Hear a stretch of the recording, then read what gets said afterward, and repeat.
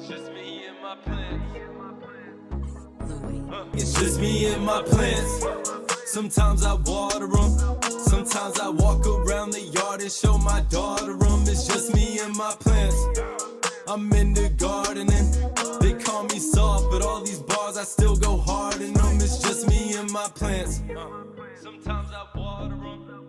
Sometimes I walk around the yard and show my daughter them. It's just me and my plants. Hi everybody, welcome to PlantCon Talks. I'm your host today, Trent, and I am here with... Summer Rayne Oakes. Welcome to PlantCon New York. Thank you. Good to be here. How is this for you? I know we're just getting started. I know there's a lot of stuff going on outside. I haven't seen too much, but what's the energy like out there? It's really palpable. It doesn't surprise me that there's a line way out the door snaking around some of the blocks. Plant people are prompt people, and I'm sure there were some people camped out for hours before. We saw somebody that we knew waiting in line, and he said he was waiting for an hour and he was here early. So it just goes to show you that there's a lot of enthusiasm for folks. It seems like it's the place where people could buy plants is absolutely amazing as well. It looks like it's a party. So why don't you tell us a little bit about yourself, what you got going on? Well, today I'm going to be doing the keynote, and it's actually going to be on plant morphology and how you could actually care for plants by looking and observing the plant morphology, which is great. For people who don't know, I do 2 YouTube channels. One is called Plant One On Me. The other one is called Flock Finger Lakes. And Plant One On Me really started in my apartment because people were interested in all the plants that I was growing in my apartment. And so I just started, with my iPhone talking about it, but it's expanded. Actually, Saunders here with me, who shoots many of the videos on the channel. And we basically do a lot of indoor plants and focus on the people who love them. And then also on Flock, we're focusing more on outdoor gardening and everything, which is expanded into away from the subtropicals and tropicals and more the things that are, hardier to maybe colder zones. So it's nice. We're doing best of both worlds. Great garden, great garden tours and in the home and also outdoors, which has just been wonderful to see everybody's inspirational gardens. Awesome. So cool. I love seeing your stuff on YouTube. Actually, I see it all the time. Great content. I can just sit there and watch it for hours sometimes. It is so cool to seeing what everybody has going on. Just all the cool things inside of people's houses, how they're incorporating plants into their lives. It's a very awesome experience if you guys have not seen it yet. Yeah, and you get great ideas. I mean, we just did a house tour and she had wonderful irrigation systems for indoors. And, those are things that I never had used in my house in Brooklyn. So it's just the exchange of ideas and the way that people share and shape their plants, I think is really inspirational. And I think that's, how a lot of this plant information gets shared around and not just like within a region, all over the world. Yeah, absolutely. Yeah, because it's not just New York or Houston. It is everywhere. Plants are just a part of the world. And finding ways to make them coexist better, I think that is the best thing that we can possibly do. And it's always interesting just to see all the different ways people can kind of keep plants inside of their home and just find ways for them that work. It's so cool to see. So what first got you interested in the natural world, like in general, plants, maybe just, ecology, all that stuff? Yeah, I mean, it was always really my North Star. I think I was fortunate because I grew up in an area that was relatively rural. And not saying that people who grow up in the country are just naturally interested in the environment, because that's not always true. I was definitely the more, I think, environmentally or nature minded, even in my school. Probably me and my friend were like really up there on like the top 2. So it was always just something that I had with me as a child. A lot of this artwork that I used to do because I wanted to go to school for art for so long, but so much of that was inspired by nature. It was inspired by Native American culture.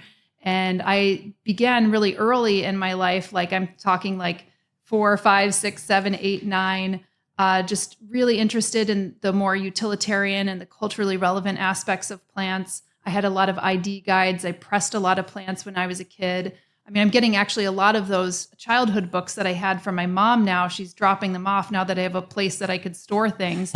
And I see some of those plants that I pressed from a long time ago, and it just like takes me back to that moment. So cool. Yeah, when I pressed it. So I knew really early on that this was something that I really wanted to do. I kind of did this crazy diversion where I worked a lot in the fashion industry and focusing on environmentally and socially relevant fashion.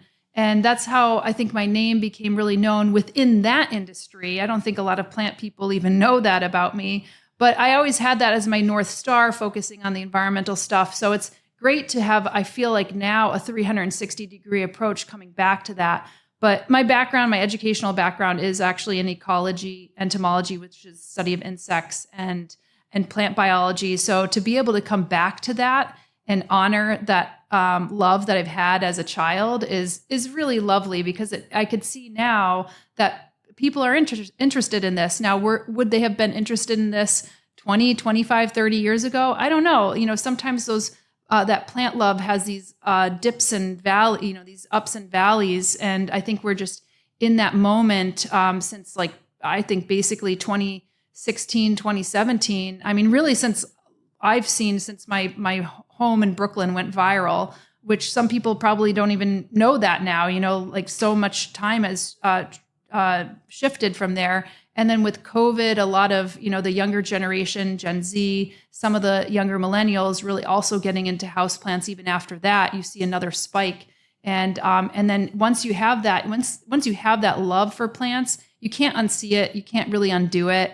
You might, reduce your collection over time, as you get a family or pets or kids or anything along those lines, or you move constantly. But it's amazing. I've interviewed so many people from all walks of life, and the plants really give something to them that they may have felt like they were lacking before. Yeah, absolutely. No, I definitely started my plant journey right before COVID, but that is when it solidified for me. Absolutely. And I think so many people, especially in the last few years, it's like a different generation of plant growers because they got so used to it in the pandemic. And now we're post-pandemic. I mean, we're in a different era, honestly. And I feel like plants have still persisted in different ways. And honestly, now it reminds me very similar to just, a lot of hobbies and collectibles and stuff like that. People absolutely adore plants, but I think keeping it, just trying to learn that sustainability and incorporating that into your life is very important, you know? And I feel like a lot of people look to you and your videos and they learn so much from that,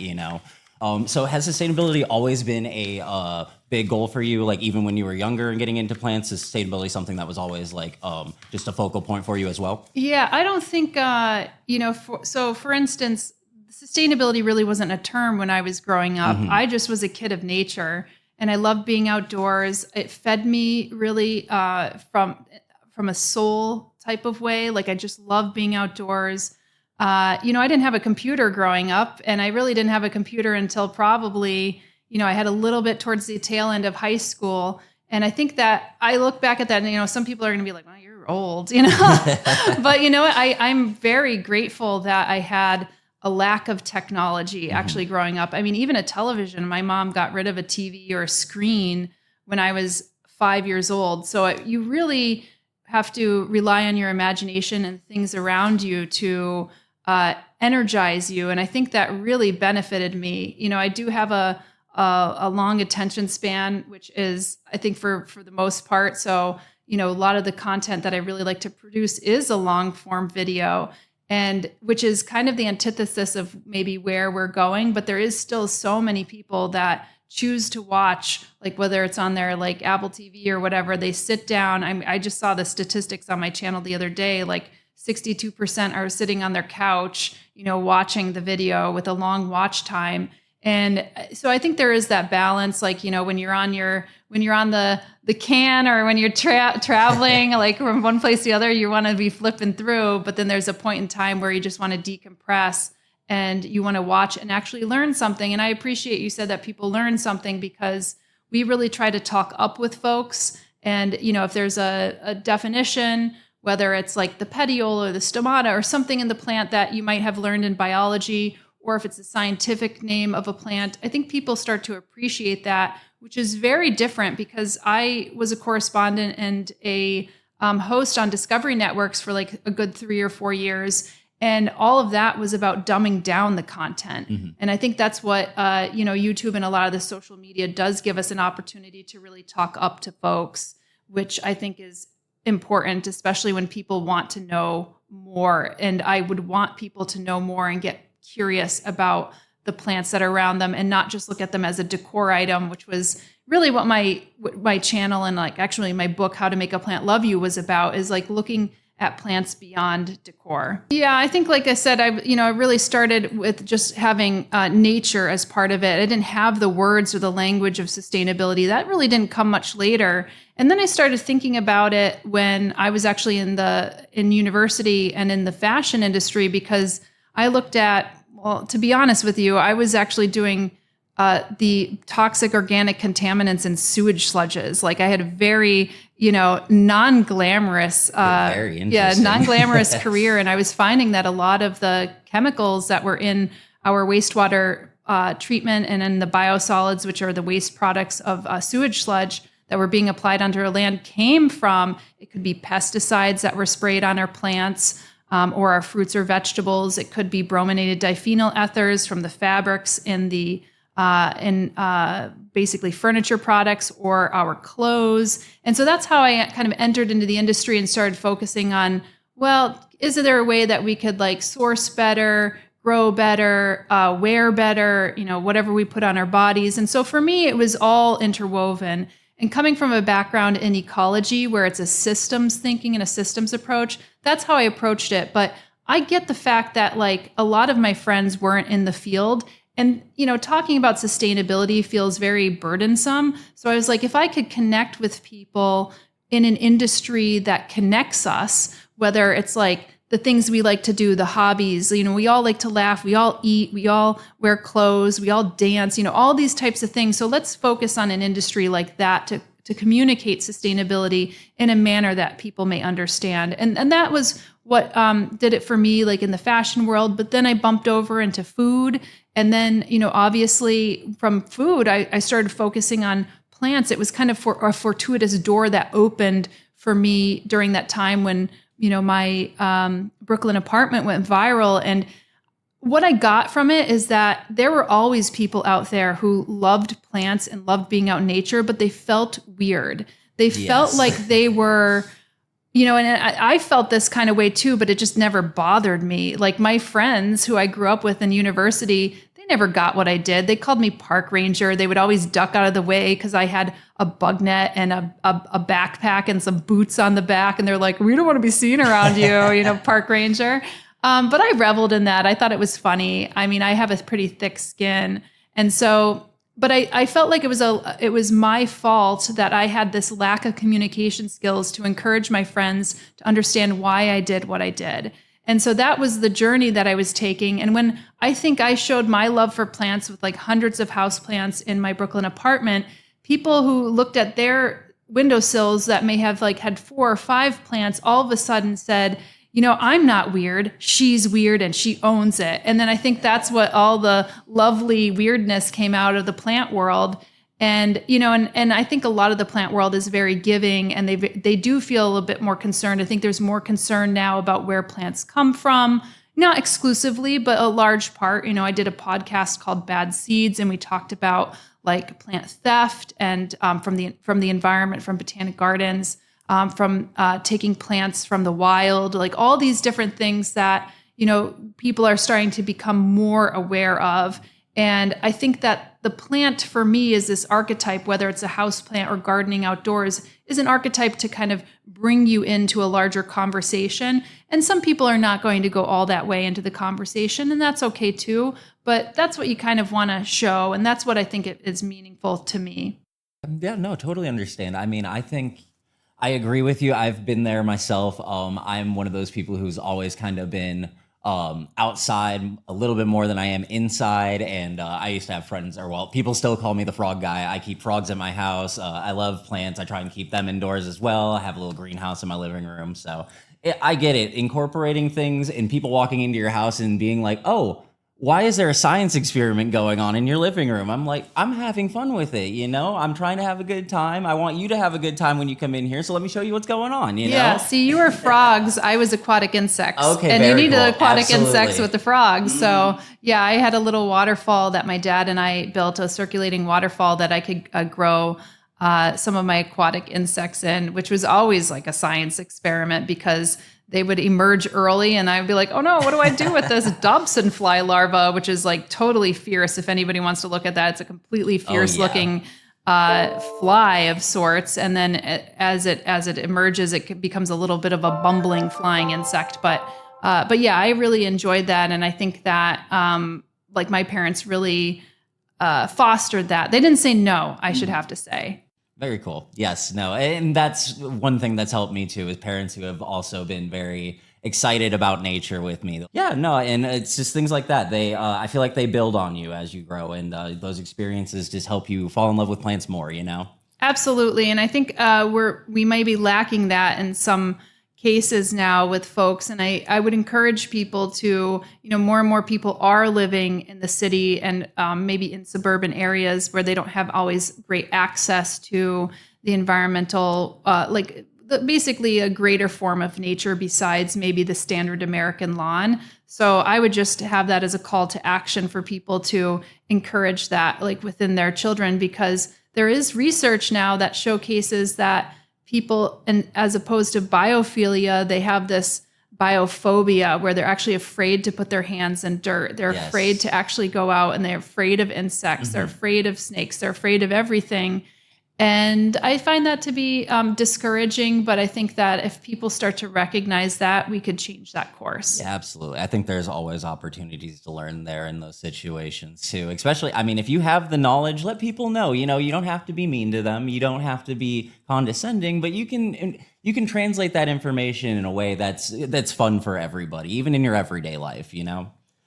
So how did you begin your journey as a content creator, I should say? How did that begin? It was actually pretty natural. So when my home went viral, I believe it was in April of 2016. And I'll just share with folks that a woman was coming over from Modern Farmer magazine. And it was during the time that I was working with local food farmers and food makers to get food distributed more in the city with a company called Good Eggs. And that was really a wonderful process and a project that I was doing. And then I had written a book called Sugar Detox Me that was helping people reduce their sugar intake in the food. So I was really heavily involved in the food industry.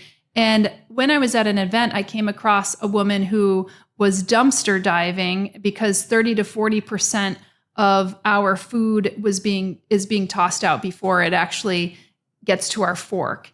And she was dumpster diving in a lot of the cafes and restaurants in New York City, finding perfectly fine food, and then Dutch style photography from the old masters, putting it on like a velour seat and doing these beautiful still lives to just show that this food is perfectly edible. Mm-hmm. And so we got to talking, and she said, I heard you do vermicomposting, which is basically worm composting under my sink in Brooklyn. Can I come over and take a photo of your worms? And I was cool. Absolutely. So she came over, and I think what she was met with was not just my worms under my sink, but just a barrage of verdure coming out of every corner and crack and crevice in my apartment. She said, how many plants do you have? And I was like, I don't know. I haven't counted, like maybe 500. At that point, I counted afterwards, and it was like 850 or whatever. I had just been growing so many plants over the course of 20 years. I'd been living there. And, so over time, I just, started to acquire more plants and have more cuttings here and there. And people had featured my house before, but for whatever reason, her photography and the outlet, and I think that the change in media. And I've been in the media world in some way, shape, or form, being in the fashion industry and Discovery Networks. I've been in that world for quite some time. And I think there was really distinct changes that allowed for the virality. But when she released that, in the course of a year, I had probably 300 other press people that had reached out and then featured my channel. And I didn't realize how much it was growing until I got a call from somebody who had from Adweek. And they said, hey, we would love to get a quote from you about the Google Trends report. And I had no idea what they were talking about.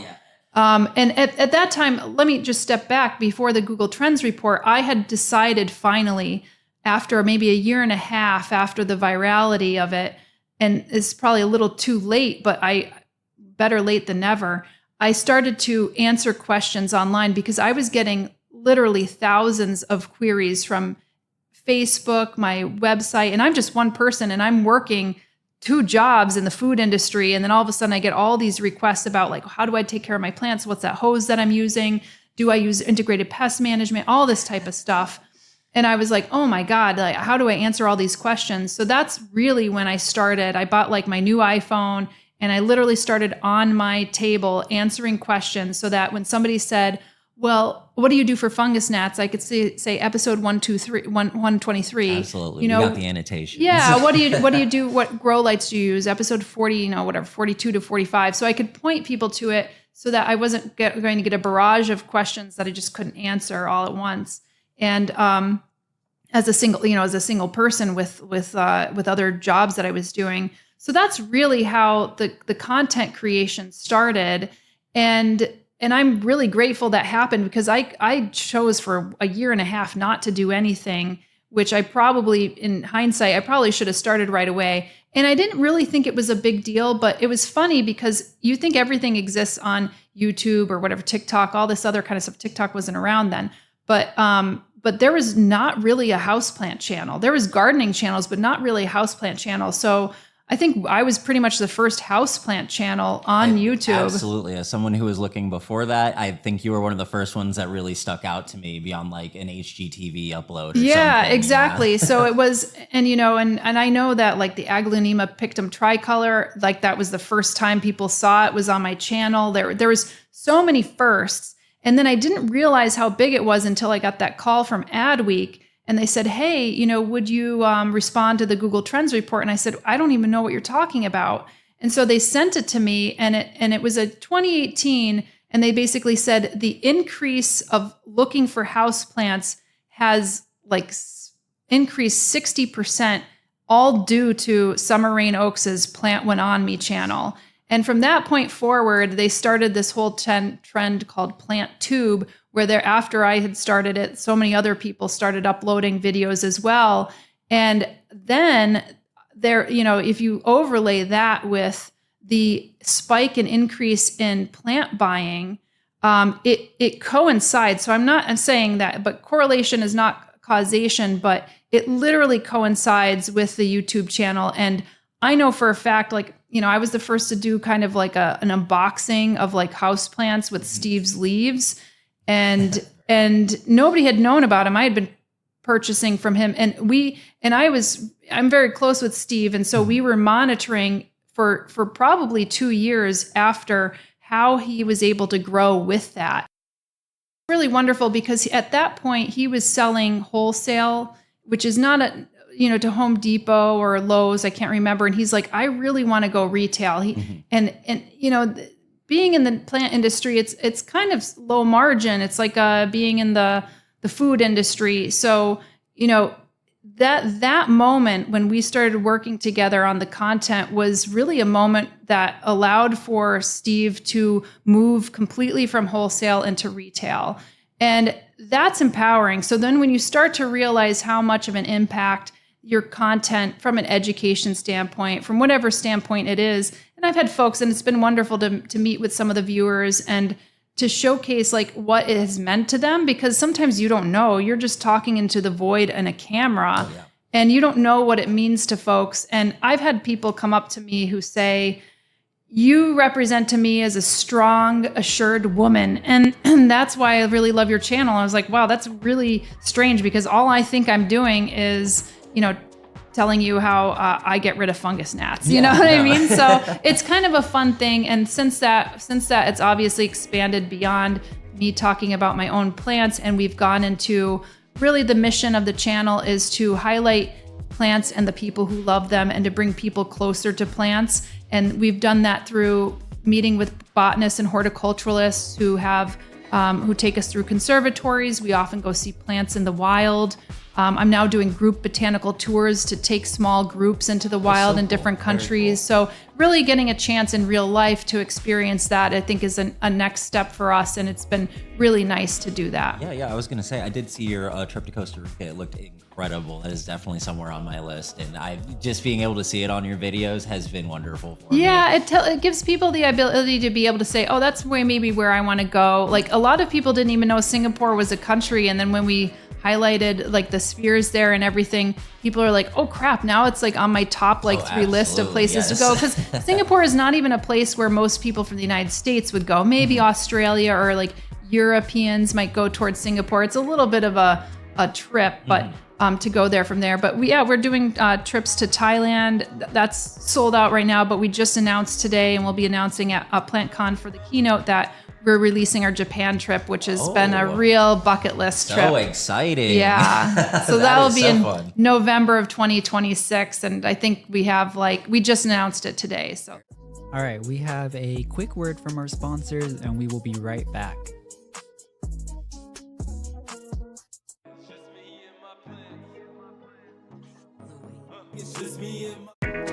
Hi, this is Tim from Bonsai Bars, proud sponsors of PlantCon. Come out to a PlantCon and try one of our beginner bonsai workshops. 90 minutes of bonsai bar fun. Pick your own tree, pick your own pot. We show you how to make it into a bonsai, style it and care for it.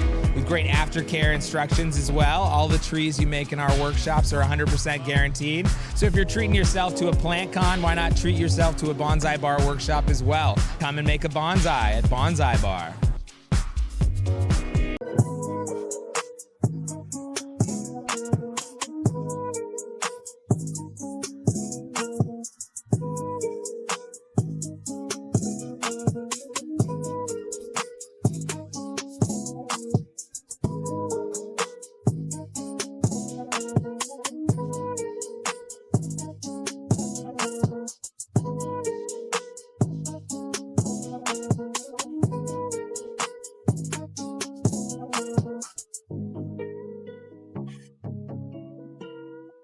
Welcome back to People of PlantCon.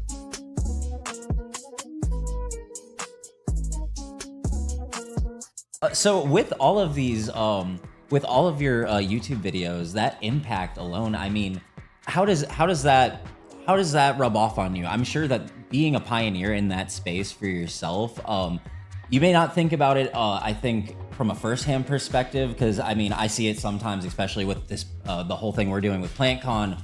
We kind of internalize that kind of success, you know, but it's not something that I feel like we recognize sometimes. How has that impacted you?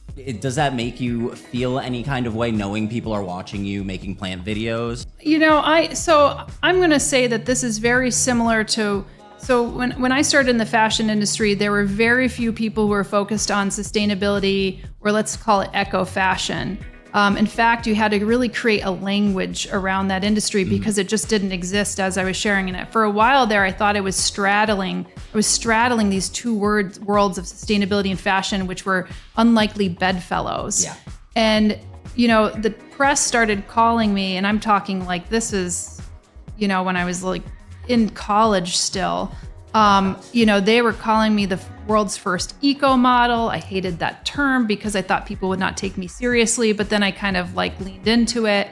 And I thought, you know, this makes sense because I want to align my values with who I am as a person. It makes sense if I'm wearing a product or showcasing a product that it is one that is of less harm or no harm.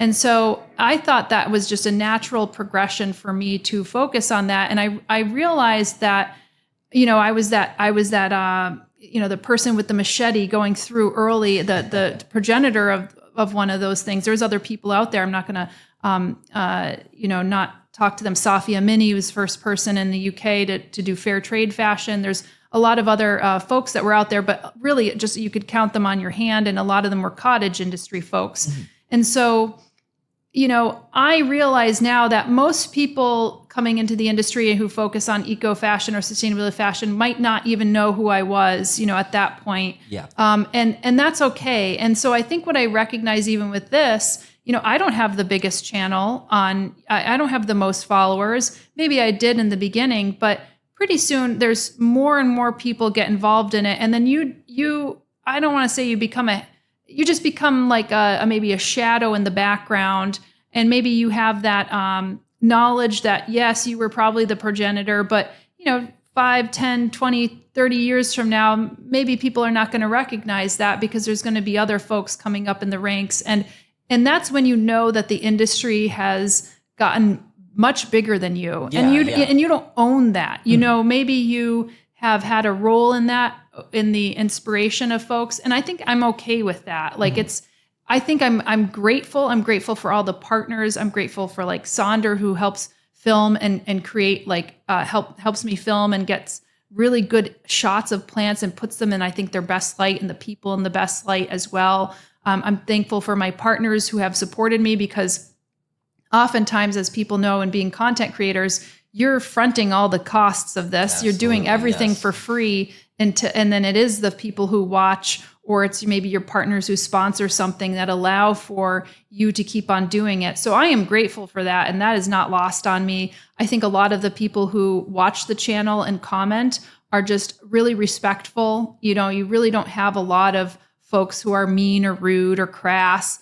And they want to be useful and helpful to you and to others. And I always find that to be great, because you have this community of people. But I don't own that. Maybe it's like a borrowed position in life that you have helped jumpstart other people's passion. And that's great. And then you have to just keep on evolving. And I think that's what we're doing. That's, what we're doing with Flock Finger Lakes. We're going to we're renovating right now and doing a lot of landscaping on the land in the Finger Lakes region of New York. But eventually we want to do garden and creative residencies for people to encourage them to do more of their work and to maybe work on projects with us on the land far after they're gone. So I think this is like how, we're evolving, and things will evolve in time.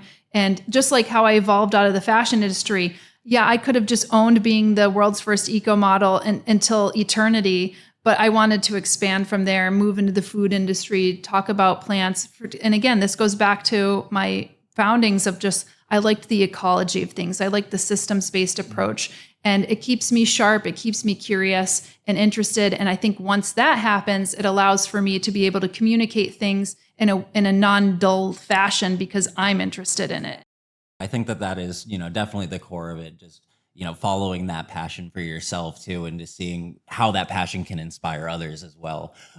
Being a part of the fashion industry, like, how do you feel about the current state of fashion today in terms of, fast fashion and even thrifting? I feel like it's just different even compared to 5 years ago. You either have the accelerated option or you have a much more sustainable upcycle. But I do feel like there's a little bit of blind spot on fast fashion. As much as we talk about it, I just feel like we're not doing anything about it sometimes. Well, I think that, again, this goes back to, I thought I was actually going to create a lot of change in the fashion industry. And even, I started a venture capital-backed B2B market, business-to-business marketplace that connects designers to sustainable suppliers. I started to realize my first book was on sustainable fashion, just again, trying to educate people, create a language around it. And you really get into these industries and you're such a, forefather or foremother in the industry that you feel like you're really making a lot of impact. And then you could get swept up into that because it's such an international, it's such a global industry. And then you could feel very, sad or taken aback when something goes awry, because you're just like this little cog in a huge wheel. And, and so there are a lot of blind spots. And I think social media has changed things rapidly, because when I was actually, first starting out, I became kind of like the good housekeeping seal, if anybody gets that reference of like, I got you. Of like, she focuses on sustainability and wellness, so I trust that product that she's working with. And I've really kept that kind of idea, even with the suppliers and the sponsors that sponsor like our channel. I still have that kind of, that qualitative aspect of going through my sponsor portfolio and saying, is this going to be useful? Is it fit with my values? Do I actually use the product and or service? Because otherwise I'm not going to promote it. There's a lot of folks on social media that don't have those glasses. They don't filter that. Yes. And so all of a sudden you get lots of folks who are just promoting anything. And a lot of it happens to be fast fashion, maybe not healthy product, like whatever it might be. And so I think you have this lot of push and pull. Like we were just looking at a funny video, I say funny in quotes, a video the other day of a Chinese girl who was putting on clothes at like such a rapid pace. Yeah. And there's a dresser who's dressing her and she kicks it off and she's like, in this outfit, in this outfit, in this outfit. And you could tell the quality of that outfit is not nicely made. Yeah. But it looks nice on, but you're probably going to use it for 2 or 3 times and then it's done. And so I do think that you have the pendulum shift. Like there are going to be some folks who come back and say, I want high quality clothes. I want something that's meaningful. I don't want to have so much stuff. And you're going to have a little bit of backlash, but there's so many people out in the world, you're going to have both ends. And so what I've come up to be, and maybe this comes with age or time or wisdom or just how you evolve. But I was more concerned as a younger person than what I am now in my like teens and 20s to want to create an impact and to do big things. But now I kind of recognize, and I think it's also with the channel, that you inspire people through your own actions in so many different ways, even ways that you don't even see. As I was sharing with that young woman who approached me and said, you gave me confidence in being a more self-assured woman because of how you present, which is crazy to me. I didn't look at it from that perspective. But what I realize is if I do things that really fulfill, that I think are of certain value, and maybe people don't always agree, but that's okay. But if I put my best foot forward, it is going to inspire other people in ways that may be similar or maybe not similar, but I could be a reflection of others. And that is good enough for me. I don't need to go out and like change the entire industry overnight, because I think you're only going to get disappointed that way. And it's about managing expectations. You really could only control what you can. And I think that's why a lot of people, bringing it back to like when COVID happened, people felt like out of control. And one of the ways that they could feel in control is maybe having something wonderful in their house like plants. And that becomes a way for people to be able to enjoy something because it's within their control. And I think what we have in our control is our own lives. And that's where we should start. So in terms of fashion, what are some things in the fashion industry that you're looking forward to? Maybe like upcoming, are there any kinds of textiles or new processes that we're working on? I mean, just at an industry level that may help in the future for sustainability? Well, a lot of stuff is actually happening behind the scenes. So when I was involved in the fashion industry, a lot of the major manufacturers, like the names that we know, the brand names, the Nikes, the REIs, the Patagonias, that type of stuff, they got together and said, let's come up with strategies to really measure sustainability and to improve our own scorecards. And that was all voluntary. Walmart, awesome. A number of others. And this is not forward facing to consumers. Yeah. So, and the work that they had been doing was really good. They were going life cycle analysis on very specific fabrics and everything. So I'll give you a really tangible example so that we don't go into the esoteric nature of this. Problem. But for instance, they found out that it's easier to recycle fabric if you don't do blends. Like if you don't blend an organic cotton with a polyester, especially not like with like. So, it's hard to recycle fabric once you have this kind of synthetic fabric like polyester with organic cotton. It's actually better to have just straight up polyester that you could recycle or straight up cotton that you could recycle. Now, maybe a linen cotton blend is a little bit different, but those are types of things that were really elucidating, and they were able to share best practices with each other. The same thing goes for the different types of chemistry, different types of dyes. And they've always had a push and pull with this system as to, it's called the Higg Index. I don't think the name has changed, but HIGG for those who are interested. Yes, look it up. Yeah, but they always wanted to come up with that seal, like, oh, here's a seal so that consumers know. And I don't think they ever did, because what you find out is that science is always changing. and you're always trying to come up with different hypotheses. And you may find out one minute that recycled polyester is the more environmentally, conscious fabric, even more so than maybe an organic cotton, because it's based on maybe use less water or something, or it's a closed loop system.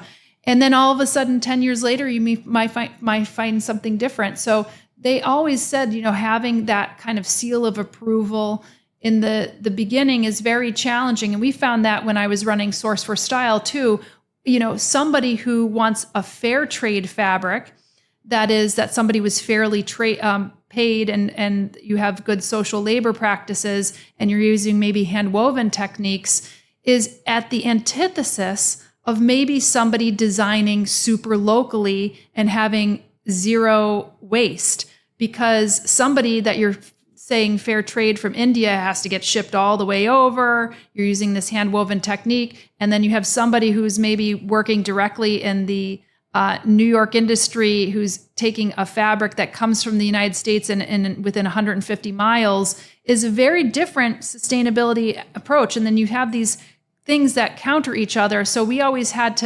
we're basically saying that sustainability is what you make of it. And this is why I think that the term is very clunky and that people don't resonate with it. And I think it's better that, brands really look at how to market themselves in a very authentic manner that doesn't focus on those clunky terms and focuses more on their personal ethos.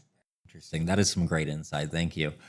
So being a homesteader and plant person, what are some easy ways just to introduce sustainability to people in their everyday life? Well, I always share with folks, what do you do the most every day? And that's why I focused on kind of fashion and personal care products, because you wake up in the morning and what do? You may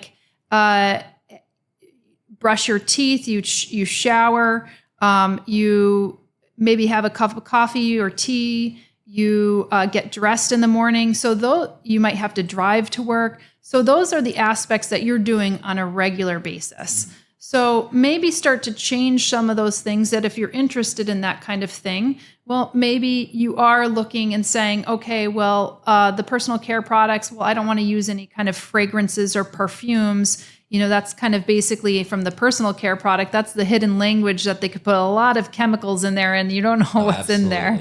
And so, there's those types of things. Triclosan is one that is one that will prevent your pits from smelling, or triclosan is also in toothpaste. It acts as maybe a bactericide or a whitener, and sometimes you don't want that stuff in your.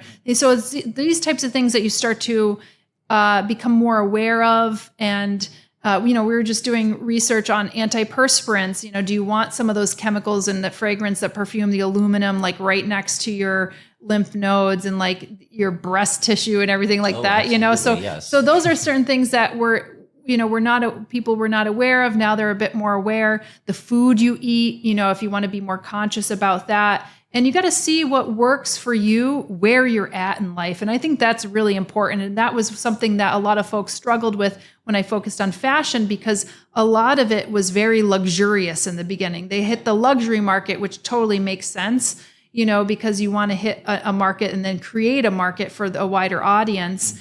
And that is one thing that I was excited about within the fashion world, is that it has now reached, a bit more of the public. And before it was just very luxury oriented, but in a very niche fashion. Yeah. So, think about the things that you do on the regular and then work from there.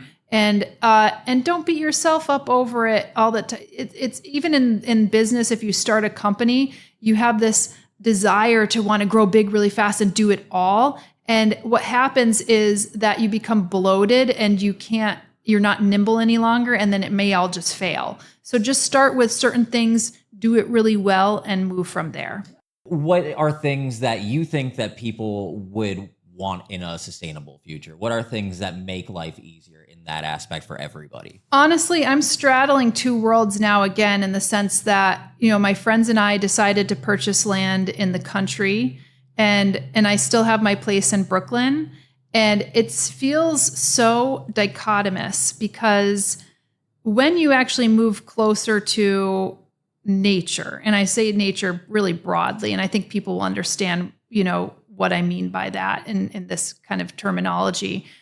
You realize that you have more control over things. Like, I felt like a fugitive in the city when I started to plant a tree in the ground in my community garden because it's actually illegal to do that.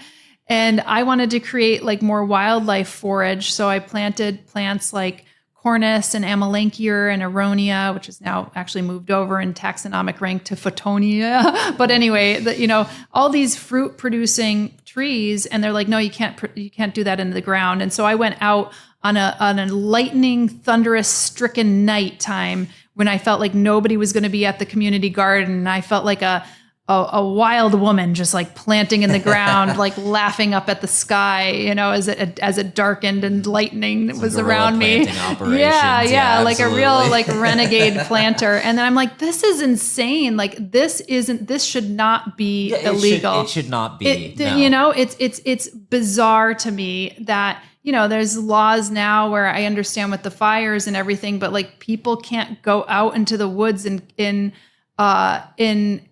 Canada. There's a sun tax for people and a rain tax in like Spain. Like you get charged for the sun that you're producing on your photovoltaics and the rain that drops onto your roof. Is unneeded. Why are we taxing nature? There's no reason. Anyway, so it's bizarre to me. So I think like in the city, you have a lot of people do other things for you. We were just marveling at the fact of how many people bring your food to you.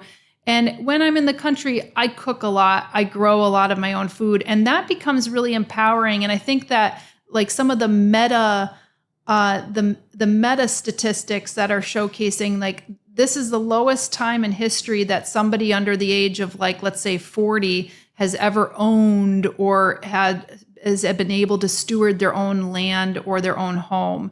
And I think that really has an effect on us on so many different levels. And it's part of the reason why I think that so many young people have gravitated towards houseplants. And again, my hope is that it's the hook that brings people into the greater part of nature and empowers people. And I would like to see a future where people feel more empowered that they can do things, not only in their own lives, but other lives. And I think that the more we rent, the more that we offshore or offset or give roles for other people to do, the less ability we have to make a change in our own lives and other lives. And I think that's where like the term sustainability I think contends with. I think I would just like to see more people empowered with the things that they're able to do, because it has expanded my worldview of things that we are able to now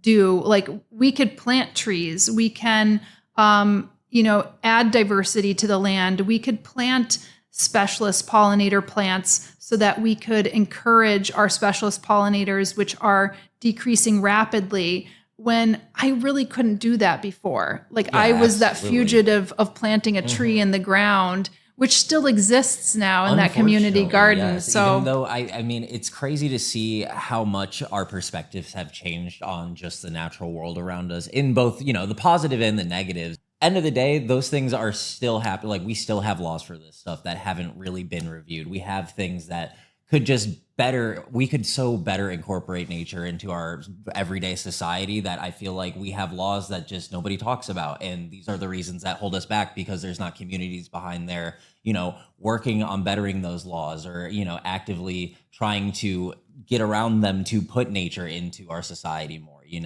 And I think just making aware of that situation and bringing that up as well is something that's very admirable.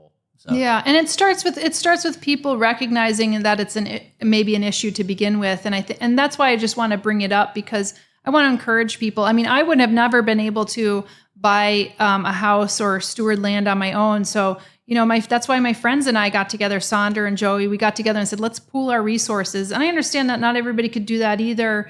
But that was our ability to be able to maybe safeguard a little space for us to be able to experiment. And I feel more expansive now that that's happened. And I would want that for other people if that's what they want. But, not everybody wants that. I mean, I have folks who, would never want to move out of the city. I mean, I do like getting my nails done and everything in the city. There's a lot of different things and that I can imagine. And the human species is so flexible and so adaptable that we could get used to pretty much being anywhere. But I just want people to recognize that, like, to be able to do the things that they could do in their own lives and to express that. I think it's just a really empowering thing. And I think if more people feel that, then they'll feel empowered to make even more change. Anybody or any growers or anybody specifically that really speaks out to you? There's so many people that we've featured now over the course of these last 8 or 9 years that we've been filming. And I think, I always thought I was going to go into ecological restoration. And I think some of the folks that really come to mind, and I always think it's like, I always say, this is like God's work. The people who go and collect seeds, who save seeds, who are growing native plants and featuring plants that may be threatened or endangered, increasing populations. I really look up to that. I think that's really hard work. And we just came back from filming at Pinelands Nursery. We're actually going to be doing a project kind of with them on the land at Flock Finger Lakes. And that's just really exciting to see, like, people who have been doing that for now, over 40 years, during a time when that, again, didn't exist. Absolutely. That is a labor of love. Yeah, right that's there. a labor of love. And that's people who went out just like, as I had in eco fashion when it didn't exist, that term didn't exist. And these folks were doing ecological restoration, which again, didn't exist. And I had a taste of that growing up because as a teenager, I grew up in northeastern Pennsylvania and we had a lot of like culm piles, which are the waste products of coal because it came from the anthracite coal mining industry. And then I was tasked as a teenager to work on this Class A trout fishery that was being undermined by acid mine drainage and to work on the planting plan there to restore that area. So, and then again, that's what I thought I was going to be doing. And now, again, it's come full circle that I feel like we're doing a little bit of that on our land, cleaning it up. It actually was an old nursery, but, nurseries in many cases, especially container nurseries, come with a lot of baggage. And you don't really see that until you start cleaning it up and the nursery's gone.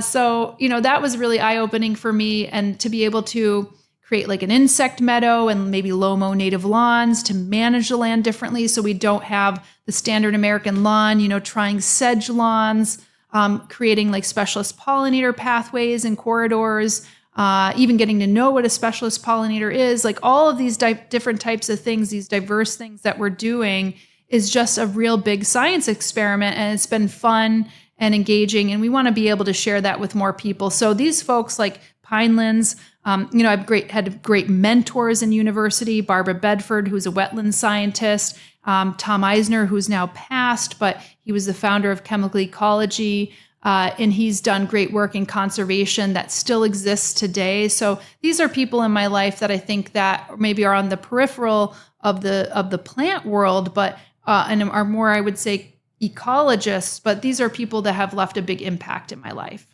And so this is something you just brought up as well. Native lawns.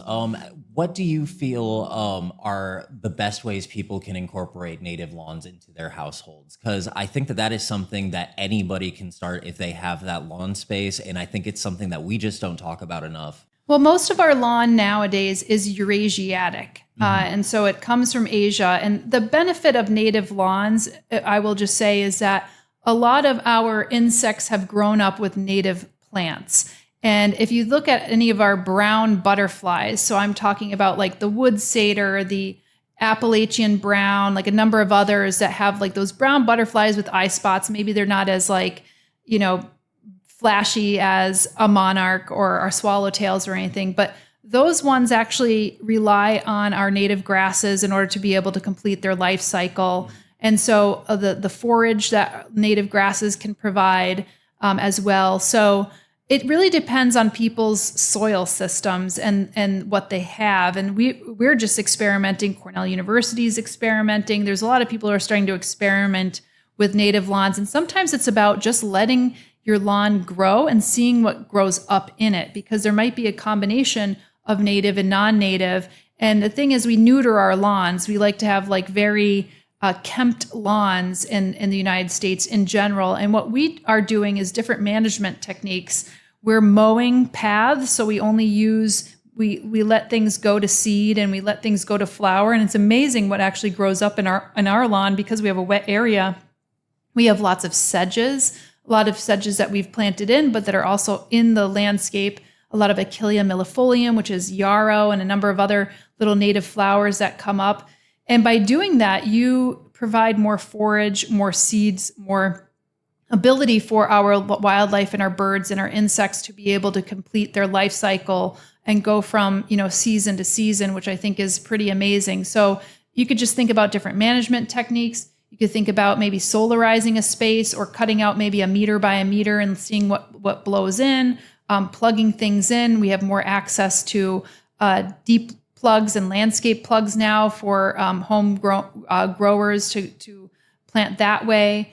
And doing research about, like, if you have a droughty area, a different type of grass may grow well there versus if you have like a wet, shady area, for instance. So just because what we've used may work for us, it may not work for somebody else. So we provide a lot of that experimentation on our Flock Finger Lakes channel if people want to know more about that. But again, it's about people feeling confident enough to actually make a change and to see whether they like the results, because they may not like the results. And everybody's lawn is different. I mean, obviously we all have the same, green little patch, but we're all from different ecosystems and landscapes, and, finding out a little bit more about your lawn, I feel like, can just help you learn about the world around you a little bit more as well. So thank you for that. So what is something you'd love to tell somebody just starting off in the hobby? Any just advice on getting started on the plant world? I think find that one plant that really resonates with you for whatever reason. Maybe it's because it's the one that you didn't kill, or the one that is growing extremely well, or the one that works for you in the lighting situation that you have, and getting curious enough and growing from there. And I think that's what a lot of people have done. I have so many stories of just meeting folks, of just coming up and saying, I started with this plant, and when I didn't kill it, I realized, wow, I could start growing others. Yeah. And then getting to know where that plant is maybe originally from. I mean, obviously there's a lot of cultivars and hybrids now, and they don't maybe have a wild heritage, but they might be crossed with something, and it might have been selected for a specific reason. And then you could find a little bit more about where that plant came from and get curious that way. And that's, again, how I like to have it as a hook to kind of lead people in. It's the same thing that I did in the fashion world. I like that dress. I like this. I like this. Like let me use that as a hook to kind of lead people into something. Absolutely. And the key is also that people like it. Like if you like it and you cherish it, and maybe it doesn't have to be like the hippest plant or the most sustainable outfit or whatever it is. If you like it and you're wearing it and you're using it, then you're actually giving that more purpose. Yes, absolutely. It's you're spreading the love. Exactly. So would you like to plug in Bad Seeds a little bit? You want to tell us a little bit more about your podcast at all? Yeah, well, Bad Seeds is a podcast. We did it for 13 episodes, and it basically is looking into the plant theft. It's kind of done in the way where it feels a bit more like that kind of murder mystery vibe, but with the plant world. So you could check that out on Bad Seeds. And then, Plant Went On Me for subtropical, tropical houseplant channel. And then Flock Finger Lakes for what we're doing, kind of more outdoor gardening, agroforestry, homestead-ish type stuff. Even the lost arts like basket weaving, things like that. Awesome. So for folks who are interested in those types of things, I would say go there. Awesome. Well, thank you very much for coming in and talking with us today, Summer Rayne. Yeah, you're welcome. Thanks for having me. Yeah, absolutely. I hope you get to enjoy PlantCon, and I hope so too. Yeah, absolutely. I'm sure it is a party downstairs right now. So absolutely, you're here in this little room and you don't know what's going on. You should have like a little TV. No idea so far. Well, thank you very much, and I hope you have a great day. Thank you so much. Mm-hmm. Thank you. Bye. PlantCon Talks is created and hosted by me, Kenny Kong, Our showrunner is Ava McCain with sound engineering by Trent Gear, and to the incredible PlantCon staff, as well as the attendees, ambassadors, vendors, and volunteers that make PlantCon possible. Huge thanks to Rocco Elliot for the use of his music. Stay up to date with all things PlantCon at plantcon.org or by following us on social media at plantcon.intl.